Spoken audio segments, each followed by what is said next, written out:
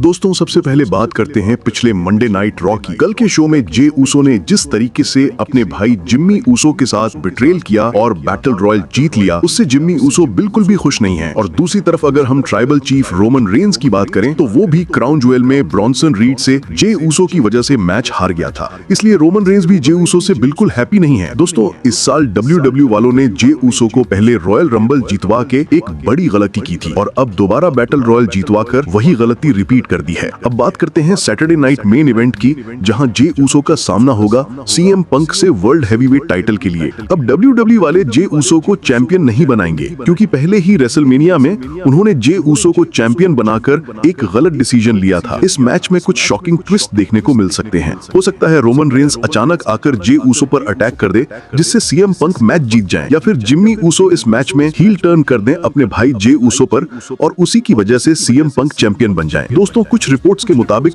Brock Lesnar एक नए story line में शामिल हो चुका है और सब साइंस इसी तरफ इशारा कर रहे हैं कि रेसलमेनिया 42 पर हमें मिलेगा Brock Lesnar versus Bron Breakker. ये मैच सिर्फ एक फाइट नहीं होगी, ये होगा एक जनरेशनल वॉर। एक तरफ होगा WWE का सबसे डेंजरस डिस्ट्रॉयर ब्रॉक लेसनर और दूसरी तरफ होगा फ्यूचर का पावर हाउस ब्रॉन ब्रेकर। ये दोनों पावरफुल सुपरस्टार्स हैं। ये मैच WWE में एक नए दौर का आगाज कर सकता है, जहां पावर और डोमिनेंस का असली मुकाबला होगा। एग्जैक्टली आज से 7 साल पहले रोमन रेंस ने अपना यूनिवर्सल टाइटल छोड़ दिया था, क्योंकि उन्हें लुकेमिया कैंसर से लड़ना था। जब रोमन रिंग में आया और बोला my name is Joe and I have been living with leukaemia for 11 years, उस वक्त सब WWE फैंस और सुपरस्टार्स इमोशनल हो गए थे और सेथ रॉलिंस भी रो पड़ा था और ये मोमेंट WWE हिस्ट्री का सबसे मोस्ट हार्ट ब्रेकिंग था। दोस्तों आजकल WWE में सबसे ज्यादा डिस्कस होने वाला टॉपिक यही है, क्या ब्रॉक लेसनर अब टीम विजन का नया लीडर बनने जा रहा है। रेसल पूजा में हमने देखा पॉल हेमन और ब्रॉक लेसनर एक बार फिर से मिल गए और उन दोनों की केमिस्ट्री,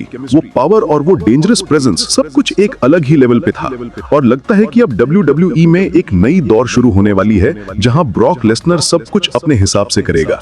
और अगर ब्रॉक लेसनर ने सच में ग्रुप का कंट्रोल ले लिया तो रोमन रेंस और सेथ रॉलिंस दोनों के लिए मुश्किल वक्त शुरू होने वाला है। दोस्तों कुछ रिपोर्ट्स के मुताबिक WWE के अंदर अब भी कुछ लोग हैं जो ऑस्टिन थ्योरी को क्रिएटिवली पुश करना चाहते हैं, खास तौर पर सेथ रॉलिंस के इंजरी के बाद क्रिएटिव चेंजेस होने के बावजूद भी। WWE ने रिपोर्टेडली ऑस्टिन थ्योरी को द विजन में इंक्लूड करने का आइडिया डिस्कस किया था। और सबसे इंटरेस्टिंग बात, ऑस्टिन थ्योरी के लिए कंपनी के अंदर अब भी स्ट्रॉन्ग सपोर्ट मौजूद है, जिसका मतलब है कि वो जल्द ही WWE टीवी पर एक मेजर स्टोरी लाइन में वापस नजर आ सकता है। लगता है WWE ऑस्टिन थ्योरी को दोबारा बिल्ड करना चाहती है ताकि वो एक सॉलिड हील सुपरस्टार बन सके। दोस्तों एक और match Saturday night main event के लिए ऑफिशियल हो गया है और वो है Cody Rhodes versus Drew McIntyre, undisputed WWE championship के लिए। पिछले स्मैकडाउन पर हमने देखा था कि जेकब फाटू पर किसी ने अटैक किया था और अब फैंस के बीच में ये स्पेकुलेशन चल रही है कि शायद ये अटैक ड्रू मैकिंटायर ने ही किया हो। अब ड्रू मैकिंटायर ने कोडी रोड्स को टाइटल के लिए चैलेंज कर दिया है और रिपोर्ट्स के मुताबिक चांसेस ये भी हैं कि ड्रू मैकिंटायर इस मैच में जीतकर नया चैंपियन बन जाए। लेकिन भाई WWE का कोई भरोसा नहीं, कुछ भी हो सकता है।